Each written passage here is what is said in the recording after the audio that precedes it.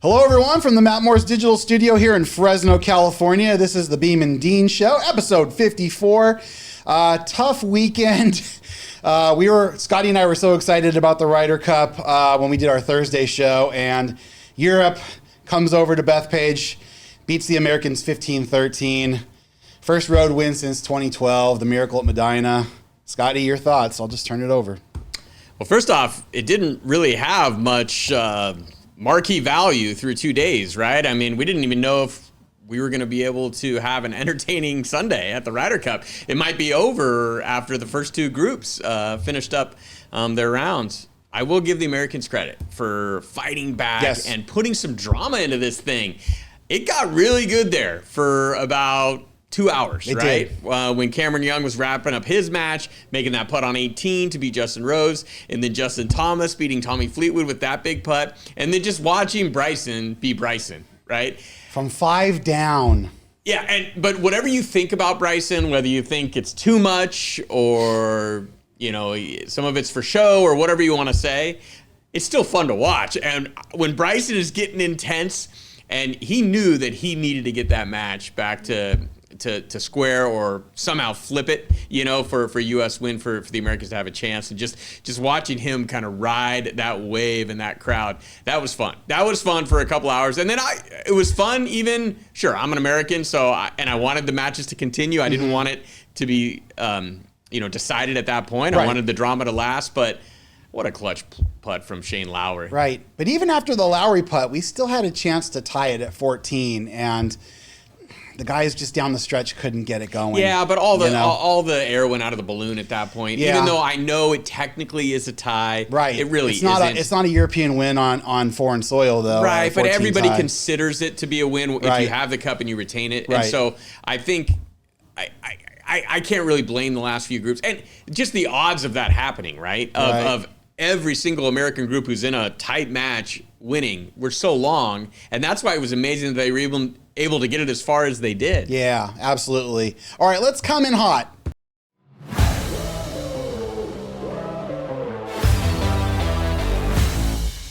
All right, Scotty, we head right back to the Ryder Cup, right back to Bethpage. We have some questions now that it's all over, after watching everything. I'm going to start with your first question. So we have 12 players on each side.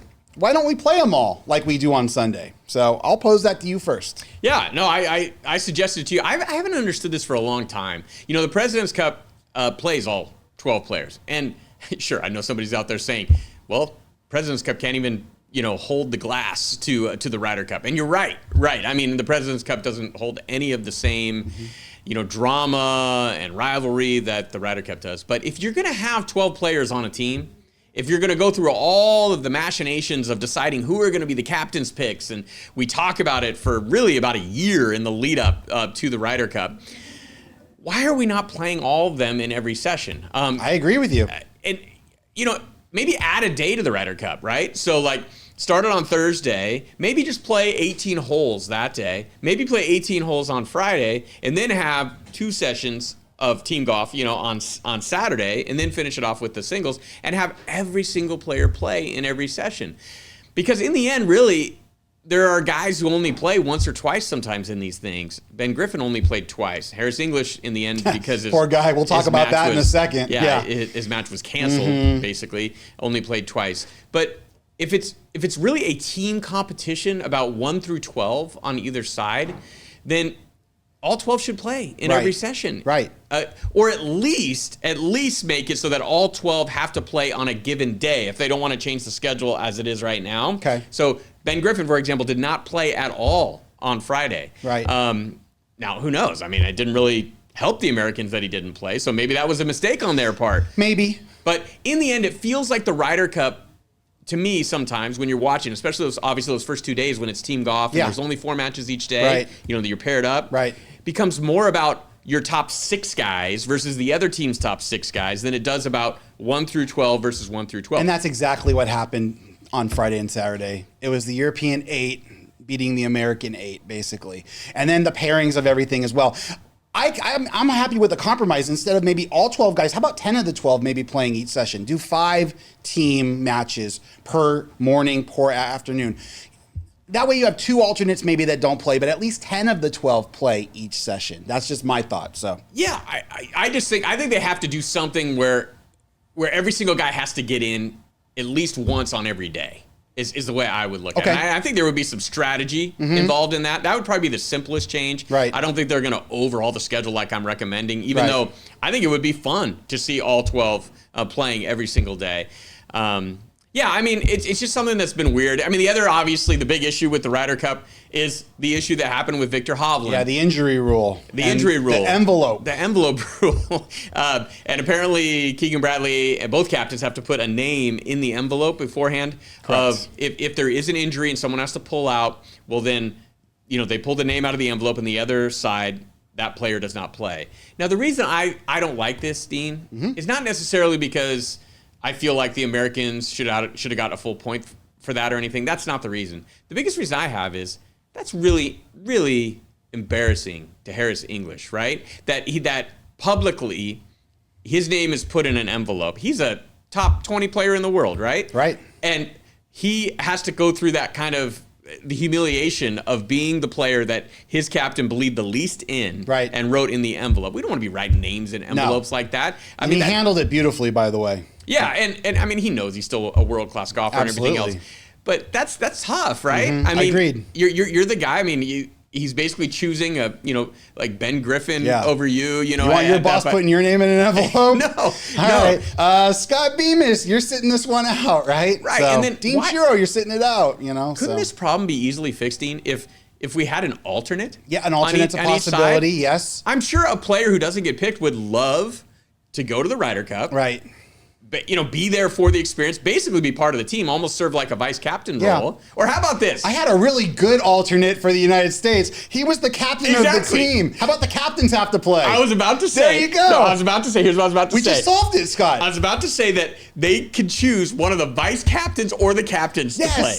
I say that would have been awesome. Screw the vice captains, because the vice captains don't do anything anyway. They can't even offer advice on the course. What are they there for? Why can't the vice captains offer advice on the course? What makes the captains so special, the vice captains? Because the vice captains are following the matches around. Why can't they say, hey, read this putt like this? I don't get that. But anyway, the captain should have to play. I think we just solved it right there. I think this is the first time, Dean, where the Ryder Cup has gotten so big now. Right. Right? And obviously this one, even though Europe won, I mean, it was still an incredible scene there in New York, and you saw that grandstand on 18. I mean, some crowd behavior a little over the top and unruly, very disappointed in some a little bit rude. Mm-hmm. I mean, it's New York. I'm not that surprised, but I still don't condone it, and I don't like it when they cross the line. Right. There's some funny stuff that goes on that I love. Right. Kind of like a Red Sox-Yankee game, the Bronx cheer, all that stuff. East Coast fans are great. Yes. A majority of the time. But when they go across that line is when it gets a little out of hand. Just a lot of profanity with young children out there. That's where it just got too crazy. Too much alcohol, too much going on. The fun stuff, it's like I texted you, is when every single drive by the Europeans on 18 for a while, right after the tee shot, you would hear a couple guys go, "4 right!" And it made me laugh, right? That's creative. That's funny. But throwing drinks on wives. And that's the thing. We got wives. We probably have children, like you said there. We did. Of the Players, team members, yes. Family. And I mean, imagine if you're a family member and you're out there and you're Rory McIlroy's dad and you've got a chant going through the crowd of whatever it was. It was reported, I that there was agree. some If you profanity. bring Coop or if I bring Nick, like, for example, I don't want him hearing some of the stuff that I heard over the mics on NBC. I mean, I just wouldn't at 13 years old or 12 years old. And I think they totally understand it's the Ryder Cup and expect boos. They're totally fine with that. Cheering and booing's fine. I don't have a problem with that. Even some noise during shots, as long as it's consistent, but you're not yelling out right in the middle of their backswing, where it goes from silence to this, or right? squeaking a duck. Did you hear about that one? Yeah, Someone I did was hear about squeaking that, a duck. How about that? So I just want to get into mine real quick. Again, Keegan Bradley is a great golfer. I thought he was a good captain, but he messed up two big things, in my opinion. He admitted to one of them, the setup of the course. First of all, where was the rough? Like, let's make these guys, even in the Americans, make them suffer if they drive the ball not in the fairway. And the one thing the Europeans didn't do really well was drive the ball in this competition. They putted amazing. they're driving. They got themselves in trouble all the time, but they got themselves out of it because the rough was very, very easy to get out of for a professional at Bethpage Black. I'm not talking about me. The other thing I'm going to mention is after Harris English and Morikawa got absolutely creamed on the first session, he throws them out there again on Saturday, and the result was no different. I don't understand. Yes, the Europeans played great, and yes, I don't know if someone else could have done better, but give yourself a chance with some of these other guys who have played really, really well. That's just my opinion. So those are the two things, and I'll let you comment on them real quick. Well, I'd have to look at it analytically. I haven't done a deep dive on fairway accuracy or things like that. I know when they played in Italy, they did make the rough extremely difficult. The last Ryder Cup. Yeah. And that was considered to be one of the reasons that the European team won it. Now, that U.S. team might have been filled with some guys who were a little less accurate off the tee. You know, I'm thinking off the top of my head, you got guys like Morikawa and Russell Henley, who aren't exactly big bombers, and they're a little bit more of straight and narrow type of guys, right? But you still had guys like DeChambeau. Scheffler can take it deeper than most people imagine it. Xander Schauffele's one of the longest hitters on the PGA Tour. Justin Thomas certainly not struggling when it comes to distance. You know, trying to think on the European side, just off the top of my head, you know, Rory's obviously a huge bomber. He can bomb it. Rahm can take it super deep. Justin Rose was hitting it really well. Yeah, but Rose isn't a big bomber. Lowry's not a big bomber. Fleetwood's not a big bomber. No. Those guys are more about accuracy and precision. They were extremely accurate. Yeah, I think more than anything, maybe as opposed to the rough. Now, the reason I didn't like the rough the way it was set up was not because I felt like it was disadvantageous towards the Americans. I thought that was not really. I think that's kind of not that big a deal, honestly, how the rough was set up. For as far as being an advantage one way or another. But I didn't like it because this is the Ryder Cup. This is Bethpage Black. This is one of the most difficult courses in America when it's set up very difficult. Yeah. And they took the teeth out of Bethpage Black. And I think that made it, look, it was still interesting, but I want to see guys struggling a little bit more for pars, you know, in the Ryder Cup like this. Right. It became too much of a birdie fest out there at times. Agreed. Oh, it was a complete birdie fest. And then just in terms of the captain's picks too, I want to go back to the Europeans who for years and years put Ian Poulter into the competition, who wasn't like killing it on the European tour. We missed that this time. You know, I'm going to point out a couple guys. I know they weren't playing amazing, but Jordan Spieth and Patrick Reed in particular, those two guys bring a fire to this competition that I don't think a Colin Morikawa or Harris English, even a Ben Griffin. He finally got riled up a little bit on Sunday, but just this competition is all about passion and team, right? And the Europeans do such a good job about their passion for this and their energy, and then how they play as a team. The Americans do much better on solo events, in my opinion, but the Europeans do better on these match play things. So I'll let you comment on that real quick, and we'll move on. Yeah, there may be something to that. I'm not going to completely discount that, but in the end, it comes down to making putts in these matches. I mean, it doesn't matter how great a chemistry you have. If you don't make any putts, you're not going to win points in the Ryder Cup. I think in the end, Europe's top six are just better than the United States. Well, we were worried. We were worried. I don't think it has anything to do with team chemistry or passion or how much this means to one team or the other. Yeah. I think that stuff gets played up, obviously. Okay. But these are guys, like we talked about, who are used to being in the fire. The Fleetwoods, the Lowrys, the McIlroys, so the much Rahms. Experience. Even Fitzpatrick, he's a major champion, right? I mean, yes, the American side has, Scheffler and Schauffele, but guys like Russell Henley, Colin Morikawa has not been playing great golf. No. So I think maybe from your perspective, as far as the biggest criticism that you might want to bestow on him is that maybe he shouldn't have taken Colin Morikawa, but not because of what he's done in the game of golf, but because in current form, he was not playing well. I agree. And that maybe Keegan should have taken that spot, right? Well, their best played their best too. Our best didn't. The world number one went 1-4.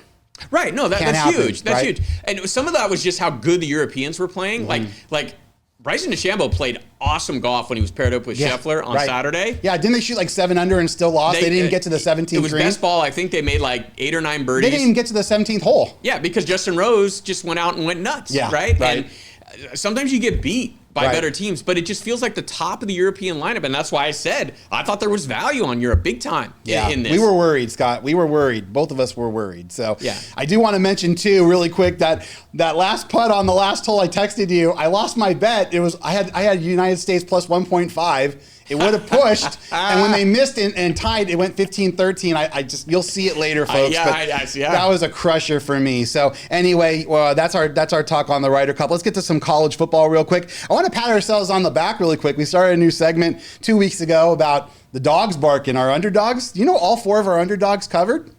All 4. Oh, they covered. They went outright? They did not outright win, but they covered all the spreads. Oregon won for me, but Colorado covered, Auburn covered, and the 4th one, and Iowa, they covered. Iowa, yeah. I just want to mention that really quick. So we had some big games over the weekend. Obviously, Oregon winning in Happy Valley. You have Alabama going to Georgia and getting a big win for Kalen DeBoer. Florida State losing on Friday night, and then the Mountain West is kind of a real mess, but it really opens the door for our Fresno State Bulldogs and the possibility of them winning a Mountain West championship. I'm going to turn it over to you. Yeah, it could. It could. I certainly think Fresno State is definitely in the mix now. And before the season, where I would have considered it a little bit of a long shot that they would actually be playing for a Mountain West title, I would not be surprised at all if they're able to work their way into that game now with the style of football they're playing, and because some of these other teams that we thought were going to be, near the top of the conference, some of the better teams of the conference, i.e. Colorado State, i.e. San Jose State. Yes, Air Force, two teams that the Bulldogs play on the road. So these are teams that the Bulldogs play on the road, appear to not be that great this season. Now, having said all that, I still think Boise has to be a prohibitive favorite. And I think the demise of Boise, at least in Mountain West circles, has been greatly exaggerated. Tough opening game against South Florida. They did not look great. They turned the ball over several times in that game. Since then, they've bounced back in a big way. They've got a really solid quarterback. They've got a running game to match. Sure, I'd be surprised if they went to Notre Dame this weekend and got a win. I mean, they're going to be 19-point underdogs in that game. This is their marquee chance, though, Scotty. We talked about this before this even started. This is their chance. Notre Dame coming off a huge win against Arkansas and got their coach fired, basically. So this is a huge week for Boise. It's a huge week for Fresno State, though. They've got Nevada at home and just got to keep the train rolling there. But yeah, it's going to be exciting. I'm just disappointed in some of these other Mountain West schools, Air Force, Hawaii throwing for 400 yards on Air Force. Where was that against Fresno? I mean, that speaks. Yeah, it speaks to the defense. Highly of Fresno State that Alejado, the lefty there at Hawaii, lit up the Air Force defense. Now, Air Force sometimes can struggle, to defend the pass. They don't always have the best athletes on the perimeter, to deal with some good wideouts, and Hawaii does have some good wideouts. And Air Force gave up a bunch of points previously to I think Utah State and Boise State. So a lot of people have scored on Air Force, so I don't want to get too crazy with that. But yeah, I mean, Fresno State basically held Hawaii to 20 points, and I think they might have even had a defensive score. What is it? The safety that added. So they really their defense held them to under 20 points in that game. Yeah, I want to point out San Jose State really quick because you did mention them. It really did take a Stanford miracle for them to beat San Jose State. San Jose kind of blew that game, in my opinion. I got to see the end of it. So they will be formidable though over there in San Jose. But the Dogs Road, in my opinion, got a lot easier at least. Okay, if you could make one bet on the Mountain West right now. These are the updated. What am I getting on Fresno? What am I getting on Fresno State? You're getting 8-1 on Fresno. I'm going to give you 3 options. Okay. All right. I'm just going to go of these 3 teams. Go for Fresno State 8-1. Okay. UNLV 5-1. They're undefeated. They have not played a conference game yet, which is interesting. Or Boise at -140. I'll take Fresno at 8-1. I would agree with you. I think at this point. Yeah. Before the season, obviously, my best bet in the Mountain West was still Boise State at about -140, I think it was, or 130. And their schedule sets up so nicely in the Mountain West. But they're going to host Fresno State in November. Right. And I would not be shocked if Fresno State makes that game competitive. It's still going to be hard to get a win there. That game would not eliminate Fresno State from the Mountain West Championship, and they would get a second chance at them probably on the blue turf again. But all you need is a chance, Scotty. And at 8-1 as a betting guy, you're always looking for those kinds of edges. So, and anything else really from the college football from the weekend? Obviously, Kalen get that huge win at Georgia, and Danny Lanning going crazy. In Happy Valley, he was going nuts. So I know you were doing the FCC game, but anything on recap real quick before we get to the NFL? Just Oregon winning at Penn State. I mean, Penn State just cannot get a big win in a big-time scenario, even when the game appears to be for the taking sometimes. Great atmosphere there. But Oregon, proven that they can hang here in the Big. They can more than hang. You know, they're a heavyweight in this Big Ten conference. Oregon has still not lost a conference regular season game in 2 years. So just throwing that out there. All right, let's get to the NFL. Not a whole lot really to talk about other than I'll just mention really quick, you've got the Ravens at 1-3 with a Lamar injury now. The game we wanted to really talk about was last night, the Sunday Night Football game, which delayed Bulldog Insider, which all gave us a little bit of a headache in some ways. But the Cowboys and Packers tying at 40. And then overtime ending. So we were going to talk about this overtime rule for a second. What are your thoughts on the overtime rule and ties? By the way, before I get to that answer, I just thought of something with college football too. Go for it. Yeah. But just remember, I was saying that I would not be surprised if Alabama with Kalen DeBoer, kind of rallied and they were able to get it done. So and Georgia Tech snuck one out at Wake, which kept your sleeper alive, by the way. Too. Yes, Kansas was disappointing, which we'll talk about later. I know that was rough. But NFL wise, overtime rule, right? 40-40 tie. And you know how I know a rule is not bad. great? Here's how I know, Dean. It's when I get home on a Sunday night real late because I'm doing Bulldog Insider. My wife waits up for me. Thank you, Susan, for doing that. I appreciate that. Shout out, Susan. Yeah. And she tells me, I thought they changed that overtime rule. Like, what the heck? The game ended in a tie? Shouldn't be ties in football. And so when my wife is talking about something that she thinks is weird and... You know something's up. Yeah. It's a rule that probably should be changed. I don't think we should have ties. I agree. All right, so let's figure something out, team. How do we figure this out? What would be better than a tie? My thought is I kind of like it because remember, we're talking about an entertainment product here. Right. Sure, it may not be the most fair thing, kind of like penalty kicks in soccer aren't the fairest thing, but it's great television. It is. Oh, gosh, you can't turn away when you got a penalty kick on in the World Cup. So how about if we end up tied? We play out 10 minutes. Just play out the 10 minutes as is, as a quarter. Play it all the way out. All right. Just, you don't, it doesn't matter who scores first or whatever. Play it down to the zeros. And then if you're tied at that point, then you go to those alternating 2-point conversions. Okay. I think that's kind of fun when they do it in college football. May do it a little too quickly, I agree, Dean, but I do kind of like the alternating 2-point conversions. I like it in college football. The thing I told you, I wish they did a third overtime. They gave it 3 chances before you go to 2 points. It's also great for overs for college lines. Just saying.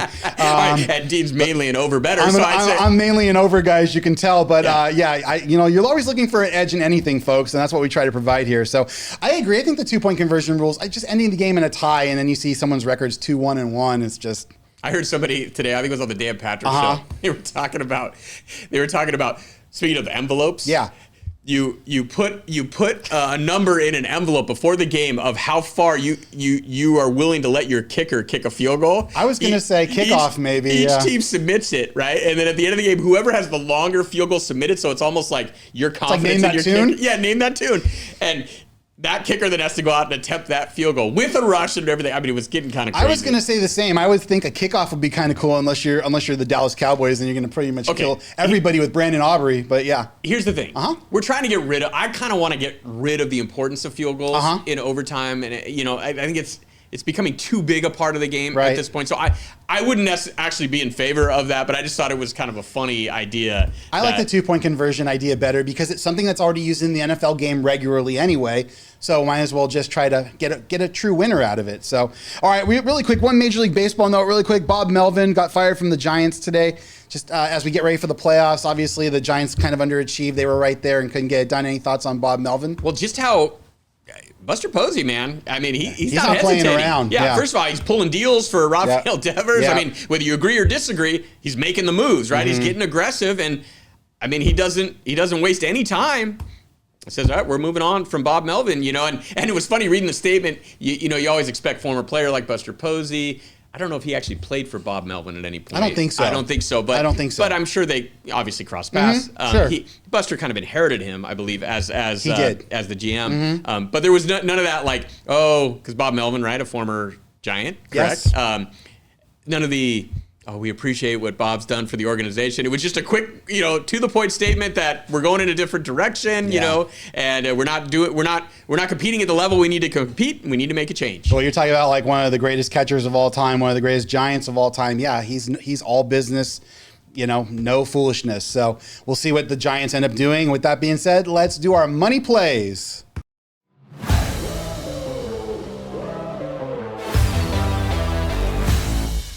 All right, Scotty, we come to the end of September here. Once again, we're recapping what we do. We do a contest, $1,000 each month. Fictitious money, we do our wagers, and we get to the end of the month and we see who's the champ. So here's where Scotty's at. He went 1-1 last week, but unfortunately the Acorns were more positioned to the loss than the win. I keep going 1-1, but losing a ton of money. Yeah, but I mean, you hit the Iowa perfectly. Kansas really let you down against Cincinnati. Dropped interception in the final minute by Kansas. Yeah, Brandon Sorsby and the Cincinnati Bearcats, good. huh? I like that quarterback. And the Texans gave you no fits at all, unfortunately, on that one. So, all right, so Scott's putting all his eggs in one basket here. Let me find it. Here it is. Hey, it's time to go all in, baby. Let's do it. It's a competition between me and Dean. We're pushing all the chips in the table. So, I mean, this is the last opportunity. There's no reason to go to the locker room with timeouts in your pocket. You can't take Let's it home with you. Let's get it all in there. Monday night. We've only got a couple games to choose from. Yeah. Of the two, I think the Bengals plus 7.5 here tonight. Here's my thinking. Cincinnati totally embarrassed last week. Yep. Usually when teams are humiliated in that fashion, they do bounce back the following week. Denver's been playing a ton of close games. Bo Nix has been struggling a little bit. They've been okay. I don't want to say that they've been bad. I expect the Broncos to win the game, but I think this will be pretty tight, and I don't think Jake Browning will play nearly as poorly as he played last week. And they're not going to turn the ball over 5 times again. Yeah. At least I don't think they are. Yeah, tough atmosphere. Denver's a tough place to win, but for if you're anybody. getting over a touchdown in the NFL, and you do have an offensive roster like the Bengals have, even with Jake Browning in the game, I mean, I think Jake Browning, that's just one you just kind of have to wipe away and forget about. I mean, everything that could go wrong did go wrong in Minnesota. I think he'll bounce back. I think they'll score enough points to stay in this game and stay under the touchdown number. All right, there we go. All right, here's my stuff. College football, NFL, not so great. Ryder Cup, like I said, there's my bad beat there. USA plus 1.5. That looked like it was completely dead going into Sunday, and then the Americans pull off like the miracle comeback, get it all the way down to, it was 1 point at one point. At one time, it was like 13-12 it was like 13-12, and then after that it became 15-13. So I hit that Dodgers money line parlay with the Tigers and the Mets. That was last Thursday. And then Cam Young, how about that 3-0-3? Good call. 3-0-1 or 3-1-0, something like that. I did look there. You barely missed that college football parlay, didn't you? Down there the with Alabama with Georgia. One that was me. The only one there. Look at that. Alabama, the 2.5, Georgia minus 2.5 against Alabama. Alabama won that game. And then the Chargers losing to the Giants. Oh my God. It just shows sometimes when you try to do these money line parlays on the favorite, doesn't always work out for you. So still over 1,000, batting over 1,000, and we're going to this final stretch here. Okay, so we got playoff games tomorrow in MLB. I got Tigers, Guardians over 6 runs. You've got 2 really marquee pitchers going, including Skubal. Pirates, Padres. So what's the thinking there? The thinking is that those pitchers eventually have to come out and they got to go to the pens, and it might be close, and then extra innings. Hopefully it's like a 4-3, 4-2 game. 6, that's a really low number. It's a low number. So that's why anytime you see 6, you kind of take it. Padres, Cubs, just not super impressed with the pitching matchup. The Cubs still haven't named a starter, but the Padres have. I forgot the guy's name. No, it's not Lodolo. I forgot his name, though. I'll find it. Anyway, Yankees and Dodgers winning at home. Dodgers are playing the Reds, and the Yankees are playing the Red Sox. Garrett Crochet on the mound, though, for the Red Sox, so watch out there. Got to go back to the WNBA, guys. So Aces have to host a Game 5 against the Indiana Fever tomorrow night in Las Vegas. Let's do $50, just Aces straight money line to win the game. Look at that. Laying some serious lumber there. Minus 360, Dean. They are the favorites to win the whole thing at this point, but they have to get by Indiana minus Caitlin Clark at this point, minus our girl Ari McDonald from Fresno. They've all been out for the year. They've been decimated by injuries, but this Fever team is playing really, really good. So let's do Aces. And then I did an alternate line, bought it down to 4.5. The real line's 8.5. Bought it down to 4.5 for minus 200. Another 50 to win 25. And then I did a player prop with Asia Wilson, 20 and 8. Kelsey Mitchell getting 15 points. Aaliyah Boston getting 12 and 8. And Chelsea Gray getting 5 assists. So trying to get over 1,000 and see if we can just keep batting this thing home. And any last thoughts, Scotty, before we got to go? All right, quick lean college football this weekend. We'll see. Maybe on Thursday I'll have some official plays for you. But I kind of like Florida State at home getting 4.5 against Miami. So coming off that beating at Virginia. Yeah, we'll have a couple more plays for you hopefully on Thursday. Thanks everyone for watching so much. We really appreciate it. This has been the Beem and Dean Show. We'll see you on Thursday.